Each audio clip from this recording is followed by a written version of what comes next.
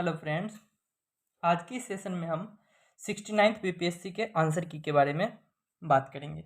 ठीक है, यह सेट सी है। ठीक है, और इसका पहला प्रश्न है,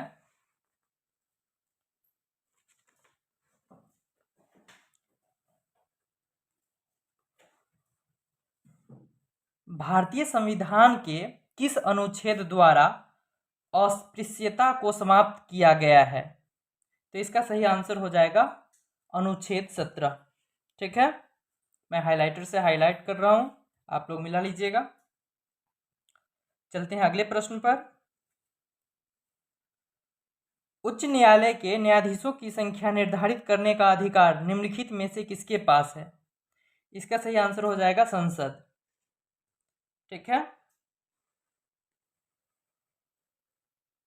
चलते हैं तीसरे प्रश्न पर। पांचवी अनुसूची किस विशिष्ट समूह के लोगों के शासन और हितों की सुरक्षा से संबंधित है? इसका सही आंसर हो जाएगा अनुसूचित जनजाति। ठीक है, पांचवी अनुसूची का संबंध अनुसूचित जनजाति से है। चलते हैं अगले प्रश्न पर। भारतीय सर्वोच्च न्यायालय ने किस मुकदमे में प्रथम संविधान के मूल ढांचे का सिद्धांत दिया? इसका सही आंसर होगा option number B, Keshavananda Bharati बनाम केरल राज्य, और यह 1973 ईस्वी का था।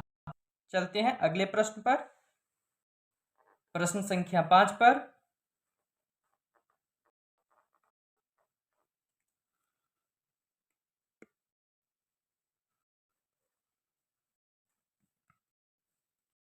सूची में सूचीबद्ध राजनीतिक दलों को सूची 2 से मिलान करना है, मतलब स्थापना वर्ष से मिलान करना है।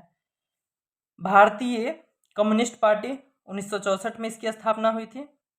भारतीय कम्युनिस्ट पार्टी 1925 में, ये मार्क्सवादी था जो 1964 ईस्वी में हुआ था। बहुजन समाजवादी पार्टी 1984 ईस्वी में इसकी स्थापना हुई थी। ऑल इंडिया तृणमूल कांग्रेस की स्थापना 1998 ईस्वी में हुई थी। इस प्रकार से कूट का मिलान करते हैं, ए का 1, बी का 3, सी का 4 और डी का 2। तो इस प्रकार से याद रखना है कि 1342। ठीक है, 1342। यदि ग्रुप सी हो तब अपने ग्रुप में अपने क्वेश्चन के ऑप्शन के अनुसार से आप लोग मिलाइएगा। ठीक है, चलते हैं प्रश्न संख्या 6 पर। किस अनुच्छेद के अंतर्गत अध्यक्ष सदन के किसी सदस्य को उसकी मातृभाषा में बोलने की इजाजत दे सकता है? इसका सही आंसर होगा अनुच्छेद 120 का पहला भाग। ठीक है, चलते हैं अगले प्रश्न पर, प्रश्न संख्या 7 पर।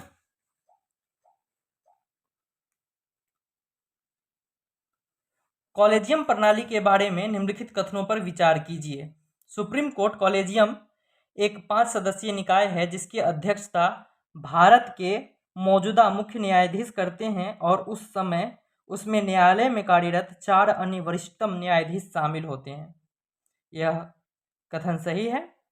संसद की विधि द्वारा कॉलेजियम प्रणाली का आरंभ किया गया है, यह कथन गलत है। उच्चतम न्यायालय और उच्च न्यायालयों के न्यायाधीशों की नियुक्ति कॉलेजियम प्रणाली के माध्यम से की जाती है, यह कथन सही है। इस प्रकार से जब हम आते हैं तो पाते हैं कि ऑप्शन 1 और ऑप्शन 3 ये दोनों सही है। ठीक है, प्रश्न संख्या 8 पर आते हैं।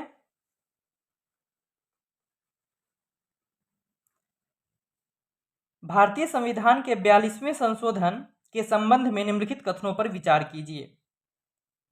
इसने प्रस्तावना में 3 शब्द जोड़े, समाजवाद, धर्मनिरपेक्ष और अखंडता। यह कथन सही है, क्योंकि 42वें संशोधन के द्वारा, संविधानिक संशोधन के द्वारा समाजवाद, धर्मनिरपेक्ष और अखंडता शब्द जोड़ा गया था। ठीक है, दूसरा कथन है इनसे संविधान में 8 मौलिक कर्तव्य जोड़े गए, तो यह कथन गलत है। इसने नए निर्देशक सिद्धांत जोड़े, यानी अनुच्छेद 39A, अनुच्छेद 43A और अनुच्छेद 47, तो यह भी कथन गलत है। चौथा कथन पर देखते हैं। इसके द्वारा राष्ट्रपति को चुनाव आयोग के परामर्श से राज्य विधानसभा मंडलों के सदस्यों को अयोग्य घोषित करने का अधिकार प्रदान किया गया। यह कथन भी सही है। तो इस प्रकार से देखना है कि उपर्युक्त में से कौन से कथन गलत है। आपको गलत कथन का चुनाव करना था, तो इसमें ऑप्शन 2 और 3 हो जाएगा। ठीक है, नेक्स्ट क्वेश्चन पर आते हैं, प्रश्न संख्या 9 पर।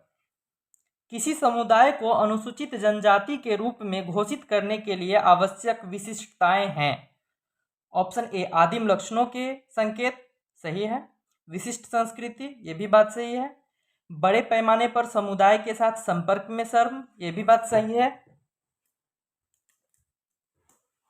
पिछड़ापन एवं भौगोलिक अलगाव, यह भी कथन सही है।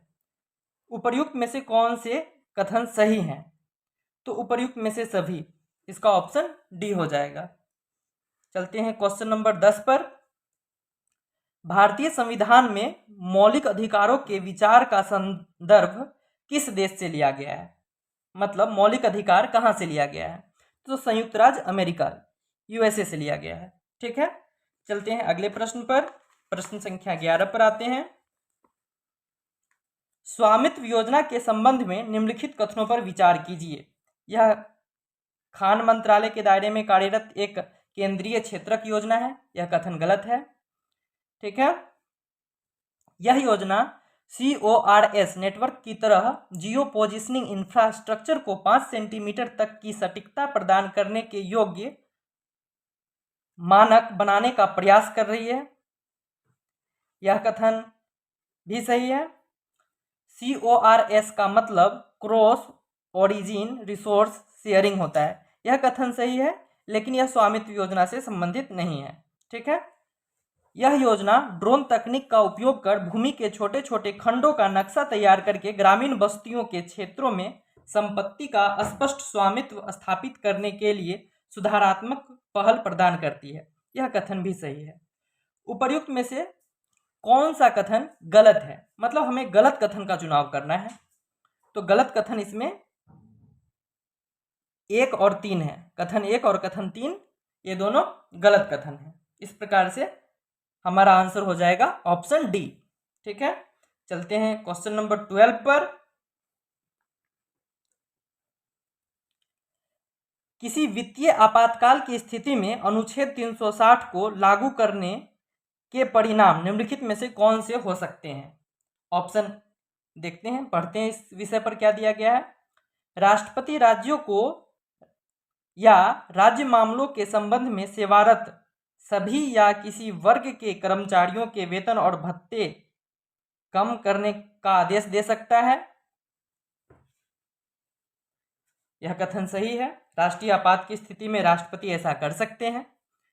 अब दूसरा कथन पर आते हैं। राज्य विधानमंडल द्वारा पारित धन विधेयक या अन्य वित्तीय विधेयक को राष्ट्रपति के विचारार्थ आरक्षित रखने की आवश्यकता नहीं है, तो यह कथन तो गलत है। ठीक है, वे आरक्षित रख सकते हैं, यहाँ पे बोल रहा है कि आरक्षित रखने की आवश्यकता नहीं है, तो यह कथन गलत हो जाएगा।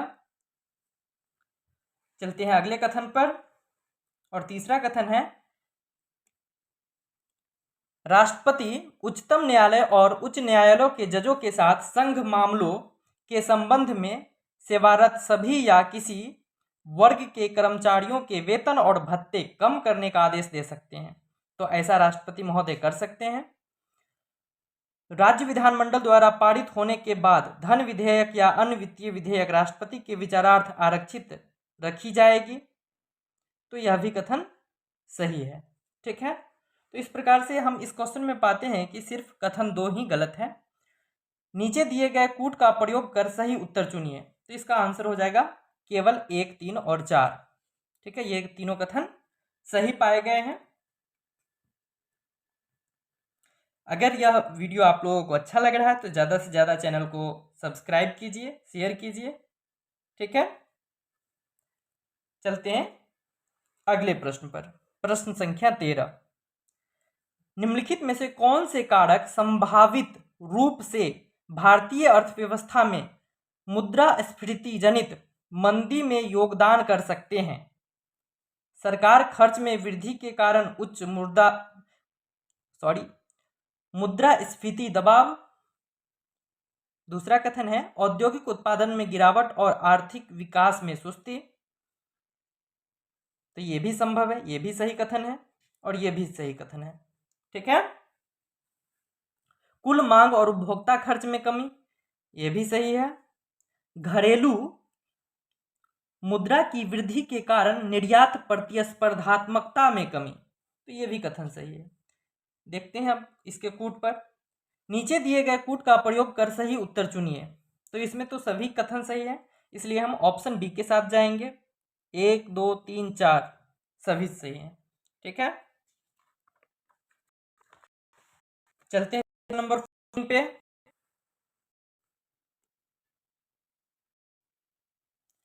आर्थिक सर्वेक्षण 2023 के अनुसार निम्नलिखित में से कौन से कथन भारत में प्रत्यक्ष विदेशी निवेश की प्रकृति का वर्णन करता है?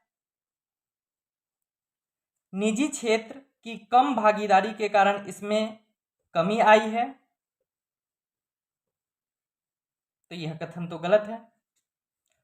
महामारी से पहले के स्तर की तुलना में इसमें वृद्धि हुई है, तो यह कथन सही है। टेलीकॉम सेक्टर में पूरी तरह से सुधार होने के बाद किसी भी वित्तीय वर्ष में बिना घटे इसमें तेजी से वृद्धि हुई है, यह कथन गलत है। कमजोर वैश्विक आर्थिक स्थिति के कारण इसमें कमी आई है, तो यह कथन भी सही है। तो इसमें हम पाते हैं कि ऑप्शन 2 और ऑप्शन 4 मतलब दूसरा कथन और चौथा कथन सही है। तो हम डी ऑप्शन के साथ चलेंगे, 2 और 4।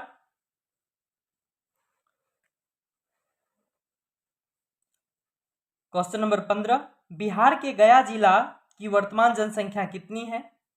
तो यह 59,08,000 है। इकाई, दहाई, सैकड़ा, हजार, 10,000, लाख।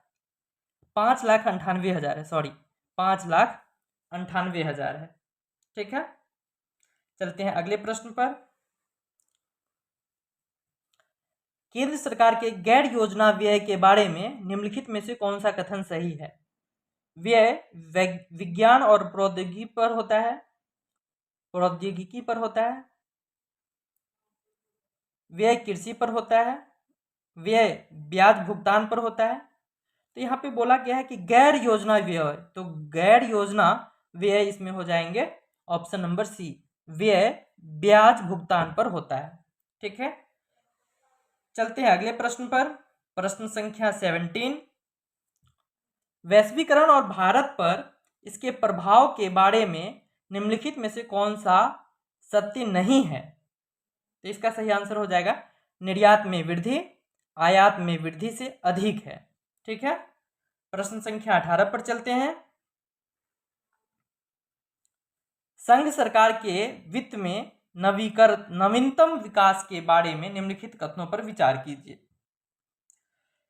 महामारी वित्तीय वर्ष 21 के दौरान संघ सरकार का राजकोषीय सकल घरेलू उत्पाद 9.2% तक पहुंच गया था, तो यह कथन सही है, बाकी बात दोनों कथन गलत है, इसलिए हम केवल ऑप्शन 1 पर चलेंगे। इस कथन का सही आंसर हो जाएगा केवल ऑप्शन 1। ठीक है, चलते हैं अगले प्रश्न पर। पहले साइंस का क्वेश्चन कर लेते हैं क्योंकि इनमें काफी समय लग रहा है। हिस्ट्री पर देख लेते हैं। सन 1942 में भारत छोड़ो आंदोलन में बिहार के नेताओं का महत्वपूर्ण योगदान रहा था। बिहार के कौन से प्रमुख नेता बिहार केसरी के नाम से जाने जाते थे? तो ये तो श्री कृष्ण सिंह हो जाएंगे। श्री कृष्ण सिंह बिहार केसरी के नाम से जाने जाते हैं। अगले प्रश्न पर आते हैं। चंपारण आंदोलन के जन आंदोलन की प्रतिक्रिया में ब्रिटिश सरकार ने इस मुद्दे के समाधान के लिए कौन सा कदम उठाया था? तो इसका सही आंसर हो जाएगा चंपारण कृषि समिति की स्थापना की थी। ठीक है, प्रश्न संख्या 28 पर आते हैं। फिर इसमें मिलान है, मैचिंग करना है। भारत सेवक समाज का स्थापना तो गोपाल कृष्ण गोखले ने किया था। तत्वबोधिनी सभा देवेंद्र नाथ टैगोर किए थे और आत्मीय सभा राम मोहन रॉय किए थे। तो इस प्रकार से हो जाएगा हमारा ए का 2, बी का 1,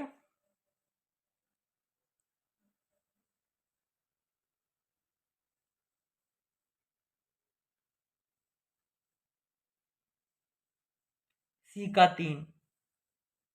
ठीक है, तो कूट का मिलान करना पड़ेगा। ए का 2, बी का 1 और सी का 3। तो सी ऑप्शन के साथ चलेंगे। 2 1 3 मतलब 213। चलते हैं अगले प्रश्न पर। प्रश्न संख्या 29। अंबाबाई एक स्वतंत्रता सेनानी भारत के किस राज्य की थी? तो अंबाबाई का संबंध कर्नाटक राज्य से था। चलते हैं अगले प्रश्न पर।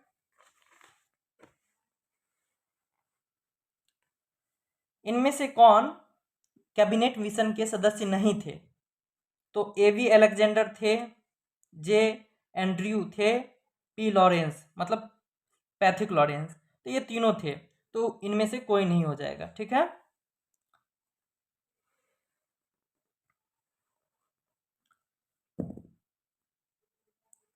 सुरक्षा वाल्व सिद्धांत के आधार पर भारतीय राष्ट्रीय कांग्रेस की स्थापना ब्रिटिश सरकार को खतरों से बचाने के लिए थी। उपर्युक्त विचार किस नेता के थे? इसका सही आंसर हो जाएगा लाला लाजपत राय। ठीक है, प्रश्न संख्या 32 पर आते हैं। निम्नलिखित में से भारतीय राष्ट्रीय कांग्रेस के किस अधिवेशन में पहली बार मौलिक अधिकारों से संबंधित प्रस्ताव पारित किए गए थे? तो यह कराची अधिवेशन 1931 ईस्वी का था। चलते हैं नेक्स्ट क्वेश्चन पर। प्रश्न संख्या 33। बहुत ही अच्छे प्रश्न पूछे गए हैं, सारे पढ़े हुए हैं। ठीक है, आपको मेरे YouTube चैनल पे इनमें से बहुत सारे प्रश्न मिल जाएंगे। 1857 के विद्रोह की विफलता के निम्नलिखित में से कौन से कारण थे? विफलता के कारण पूछ रहा है 1857 ईस्वी की क्रांति की। अंग्रेजों की सैन्य श्रेष्ठ था, तो बिल्कुल सही बात है। अंग्रेजों के पास उस समय उत्कृष्ट हथियार थे, यह कथन सही है। विद्रोहियों के पास कोई एकीकृत कार्यक्रम एवं विचारधारा नहीं थी, यह भी कथन सही है। समाज के सभी वर्गों से समर्थन का अभाव था, यह भी कथन सही है। तो इसका सही आंसर हो जाएगा उपर्युक्त में से सभी, ऑप्शन सी के साथ चलेंगे। नेक्स्ट क्वेश्चन पर आते हैं। बिहार का वह रसोइया जिसने 1917 में महात्मा गांधी की हत्या के प्रयास को विफल कर उनके भोजन में मिले जहर से उनकी जान बचाई थी? तो ये थे बटक मियाँ। ठीक है, यह बहुत ही इंपॉर्टेंट प्रश्न था, कई बार पूछा जा चुका है। चलते हैं अगले प्रश्न पर।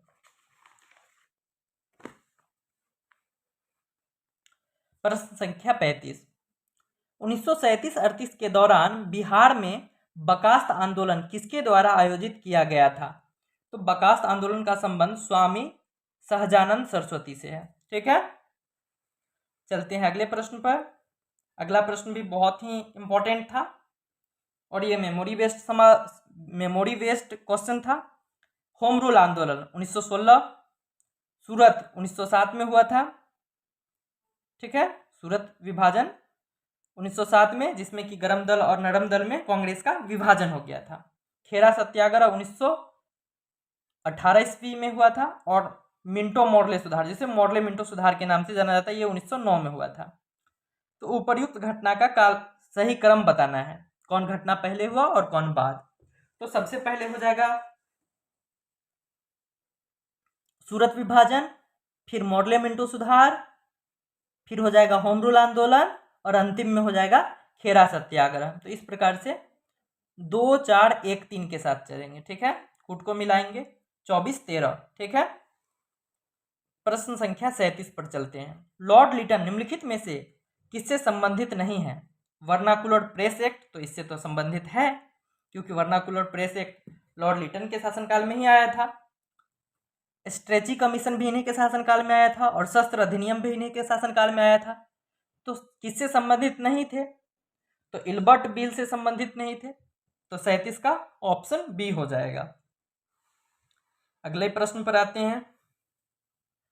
बक्सर की लड़ाई के बाद किस संधि पर हस्ताक्षर किए गए थे? तो बक्सर की लड़ाई के बाद इलाहाबाद की संधि हुई थी, यह तो कई बार पढ़ाया गया है। चलते हैं अगले प्रश्न पर।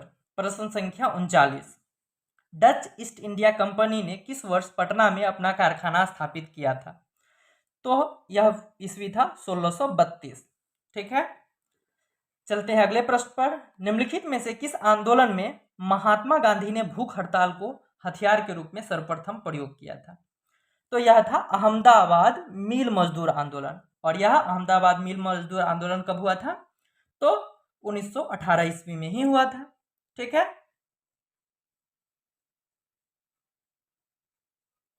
मैं सभी से फिर एक बार आग्रह करता हूं कि मेरे चैनल को ज़्यादा से ज़्यादा सब्सक्राइब करें, वीडियो को लाइक करें और शेयर करें। ठीक है, चलते हैं अगले प्रश्न पर।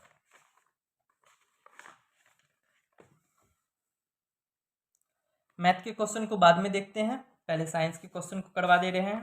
बीच में मैथ आ गया है, रीजनिंग है। चलिए आ गया है कुछ क्वेश्चन। मैनहट्टन परियोजना क्या है?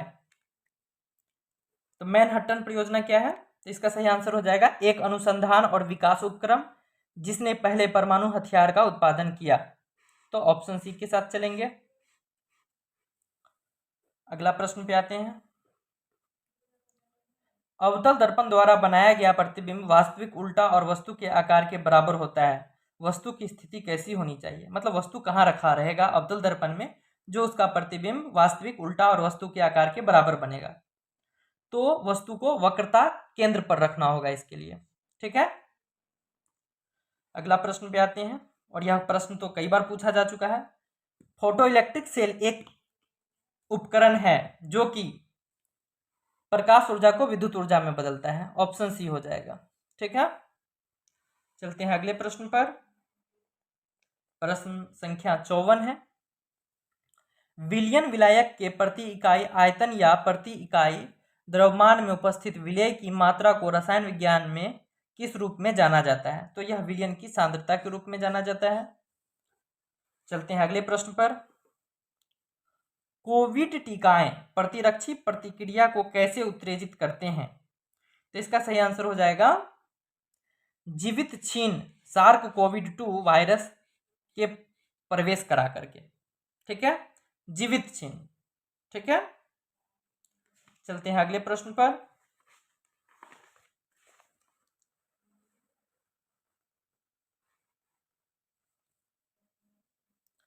निम्नलिखित में से कौन सा तरल बिजली का कुचालक है? संतरे का रस, ये तो सुचालक है।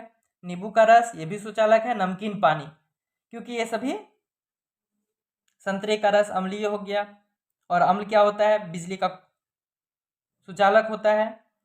नींबू का रस ये भी सुचालक होगा। नमकीन पानी सैल्टी वाटर ये भी सुचालक होगा।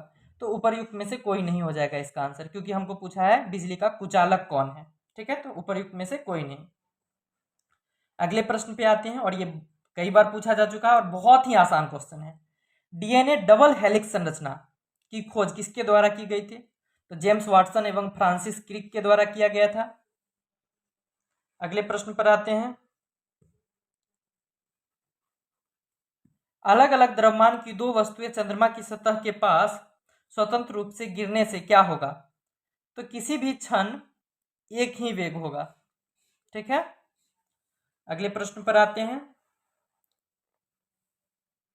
वेक्टर टी के प्रतिरोधक शक्ति प्रदान करने के लिए कैसे काम करता है? तो इसका सही आंसर हो जाएगा सीधे कोशिकाओं में प्रवेश कराकर और उन्हें स्पाइक प्रोटीन बनाने में सक्षम बना करके।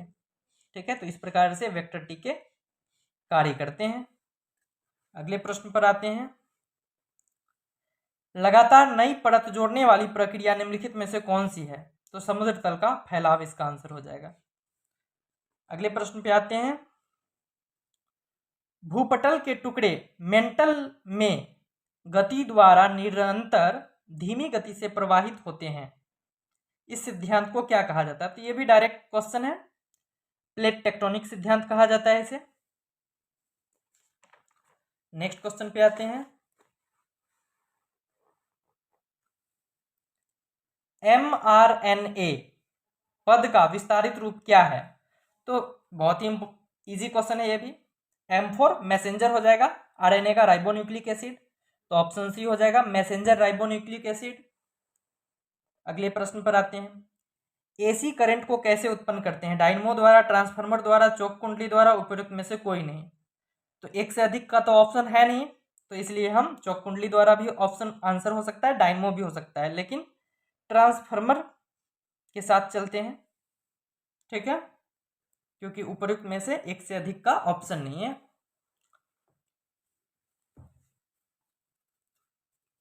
चलते हैं अगले प्रश्न पर।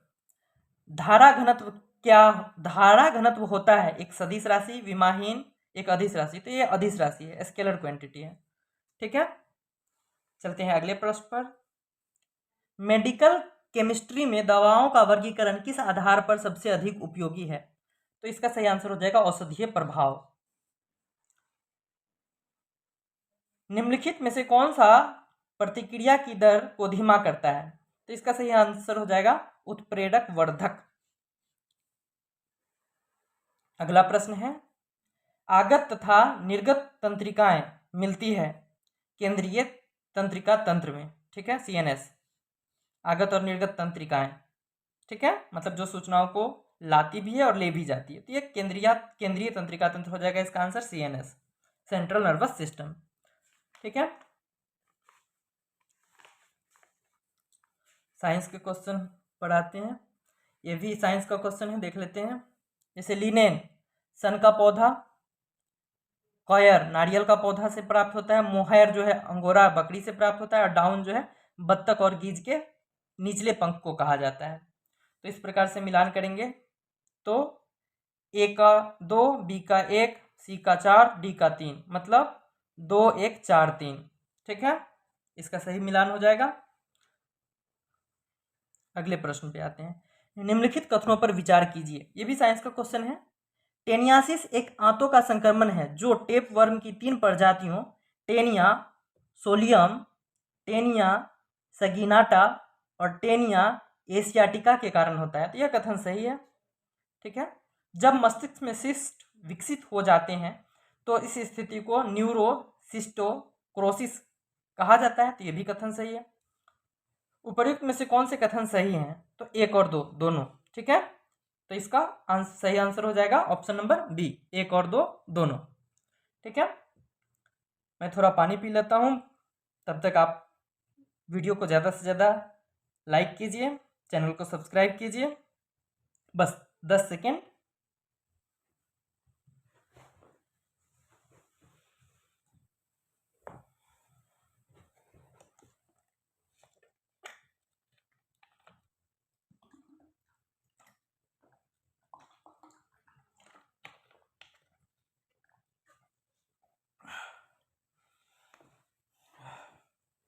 चलते हैं अगले प्रश्न पर।